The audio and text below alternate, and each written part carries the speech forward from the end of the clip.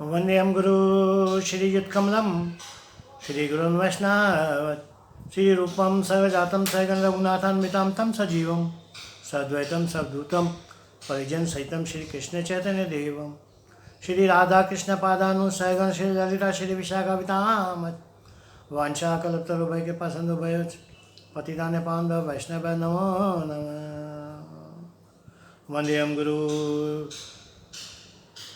वैष्णव नमो नमः।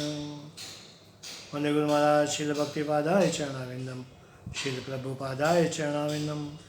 हरे कृष्ण कृष्ण कृष्ण हरे हरे हरे राम राम राम हरे हरे।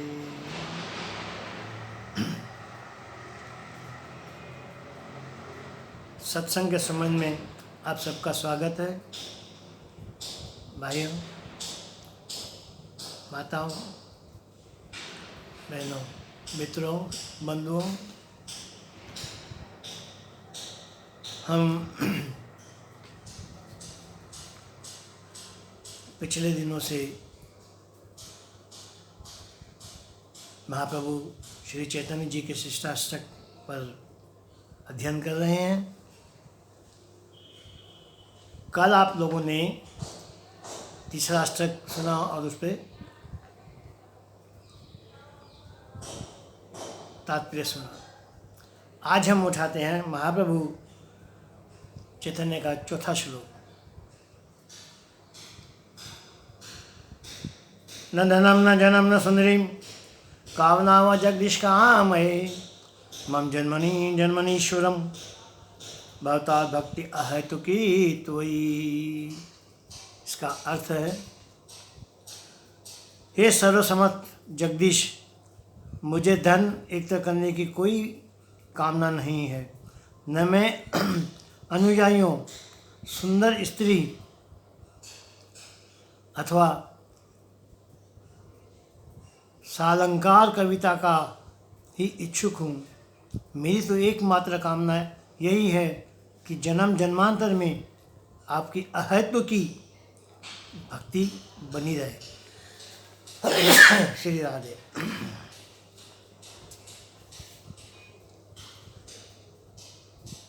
देखो, ये भगवान महाप्रभु श्री चैतन्य के चौथे अष्टक का मतलब तो आपने समझ लिया।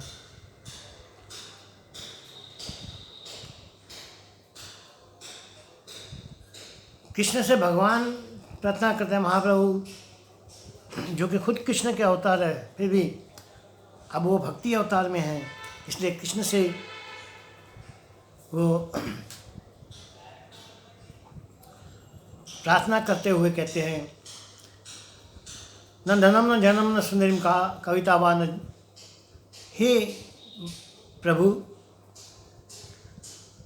न मुझे धन चाहिए, न कोई अच्छा जन्म चाहिए, न सुंदरी चाहिए काम, न कहीं सुंदर कविता मुझ पे कोई रचे, ये मेरी भावना है। मेरी तो कामना यही है प्रभु, मेरी तो कामना यही है कि जन्म जन्मांतर में आपकी अहेतु की भक्ति मिले, अहेतु की, जिसमें कोई हेतु न हो।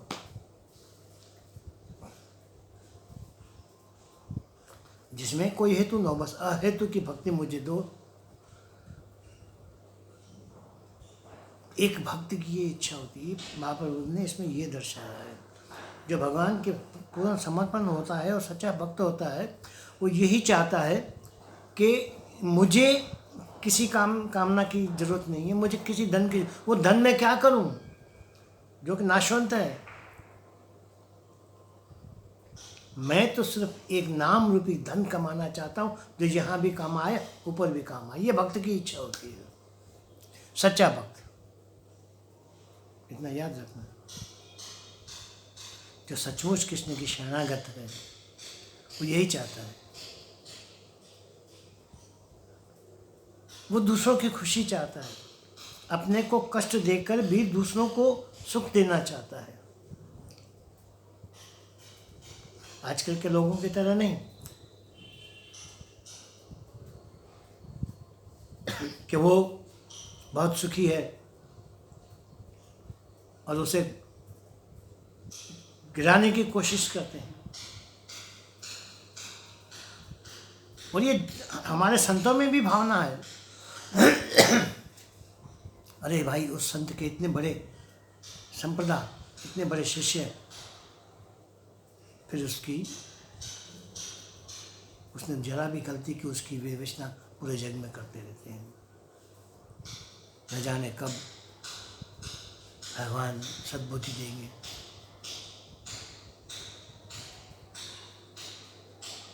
अरे भाई, जो भी है उसे अगर मिला है तो उसके प्रारब्ध के हिसाब से मिला है। उसे मिला है तो उसे प्रारब्ध, उसका वो प्रारब्ध है। पिछले जन्म में उसकी भक्ति अच्छी होगी तभी ना उसे ये मिला। तो आप भी अच्छी भक्ति करो ताकि इस जन्म में न सही पर आने वाले जन्म में, क्योंकि जन्म और मृत्यु तो इस मृत्यु लोक का काल चक्र है, वो तो काल चक्र चलता ही रहेगा जब तक कि हमारे कर्म निषेध नहीं होते। निषेध यानी पूर्ण नहीं होते। और भगवान हमें जो भी देता है अपने हमारे कर्मों के, हमारे प्रारब्ध के हिसाब से, और उससे ऊपर देता है तो वो समझो किसी और के लिए देता है।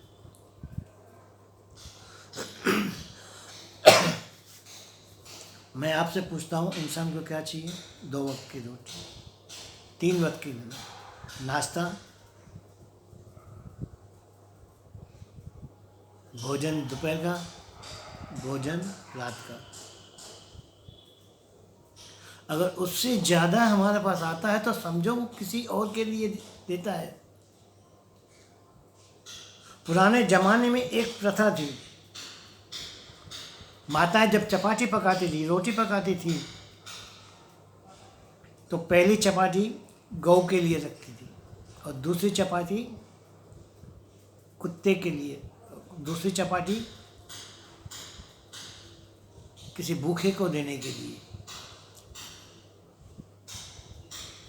और तीसरी कुत्ते को देने के लिए। ये 3 रोटियां बना के बाद में वो घर वालों को देती थी।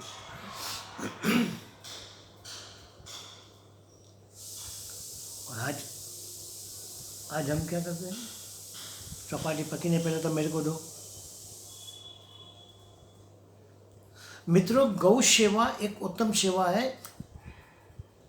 खुद भगवान श्री कृष्ण ने गौ सेवा की है, गौओं की पूजा की है, ग्वाल बने हैं। इसलिए तो उसने अपने धाम का नाम रखा था गोलोक धाम। कौन सा? गोलोक धाम।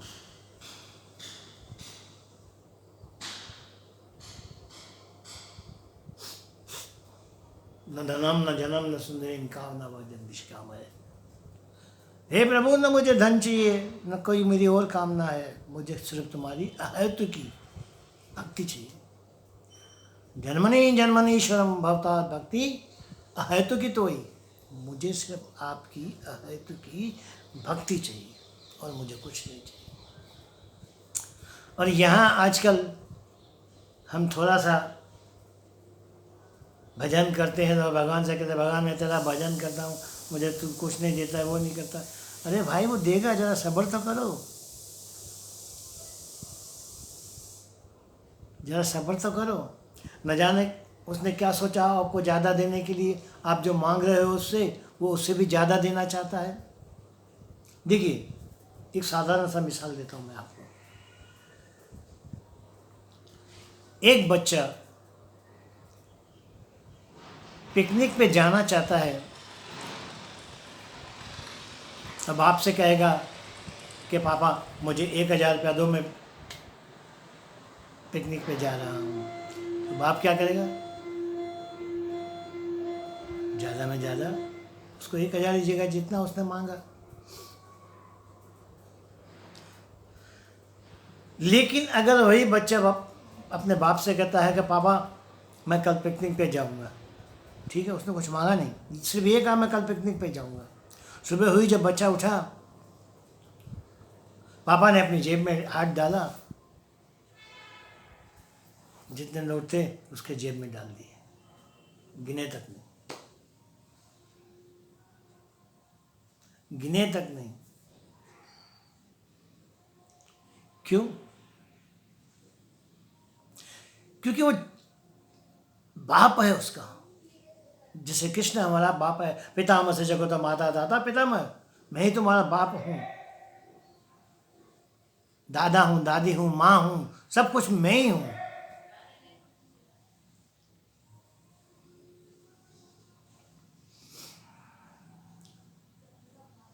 गिनता नहीं वो। ऐसे ही जब आप भगवान से मांग के लेते हो कि प्रभु मुझे ये दो, तब भगवान वही देते हैं। लेकिन जो भक्त हेतु की भक्ति करता है, जिसका कोई हेतु नहीं है, तब भगवान उसे छप्पर फाड़ के देता है। भगवान छप्पर फाड़ के देता है, और जब लेता है तो थप्पड़ मार के लेता है। दे डॉक्टर को, दे वकील को, दे इसको, दे फलाने को। इसलिए सोचो, अपने आप को भगवान को समर्पित करते हुए, अरे ज़्यादा नहीं, 24 घंटों में अगर एक आध घंटा भी आपने भगवान को दिया, भगवान का स्मरण किया, तो यहाँ जो आजकल कोरोना की महामारी चल रही है वो भी आपके आगे नहीं आएगी। ये वैष्णव तिलक हम लगाते ना, ये तिलक आपने देखा होगा, कृष्ण को भी ऐसा ही तिलक लगा होता है। इस तिलक का लगाने का मतलब ये है कि ये तिलक देखकर यम भी भाग जाते हैं। ये कोरोना क्या है,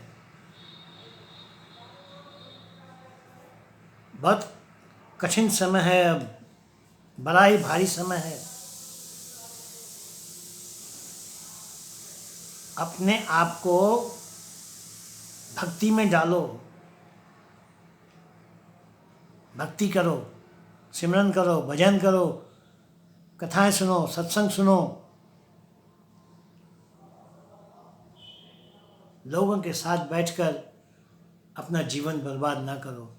यहाँ वहाँ के लोगों के साथ बैठोगे जो कि संसारी जीव है, संसार में डूबे हुए हैं, वो तो सिर्फ माया की बात करेंगे और गंदी गुफी बातें करेंगे, जिससे हमारा जीवन बर्बाद होगा। लेकिन अगर हम संतों के साथ बैठते हैं तो उनका सत्संग सुनने से हमारे मन की शुद्धि होगी। नाम तुम्हारा साबुन जरा, दो सही पाप नर सही। हे प्रभु, आपका नाम साबु की तरह है। जैसे एक साबु मैले कपड़े की मैल काटता है, धोने से उसे लगाते हैं तो उसकी मैल निकलती है, ऐसे ही भगवान का नाम साबु रूपी है, जो हमारे कानों के द्वारा या हमारे मुख से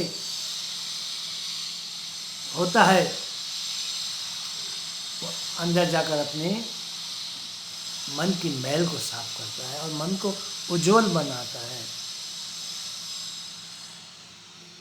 देखो भाइयों, कई जन्मों के पापों के कारण हमारा मन काला हो चुका है, और भगवान कहाँ रहता है? भगवान कहाँ रहता है? हृदय में।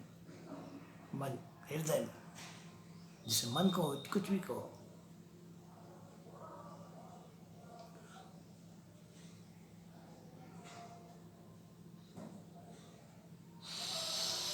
भगवान अंदर ही बैठा हुआ है।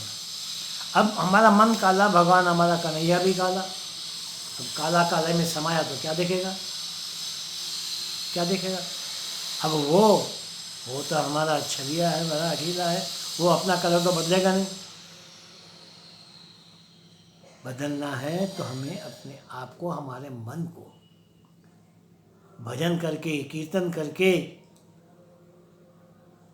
कृष्ण की सेवा करके, जैसे ही हमारा मन उज्जवल हो जाता है तब कृष्ण दिखाई देता है, कृष्ण दिखाई देता है, फिर वो छुप नहीं पाता और भक्त के आगे प्रकट हो जाता है। मित्रों, आज के प्रवचन को, सत्संग को यहीं विराम देते हैं।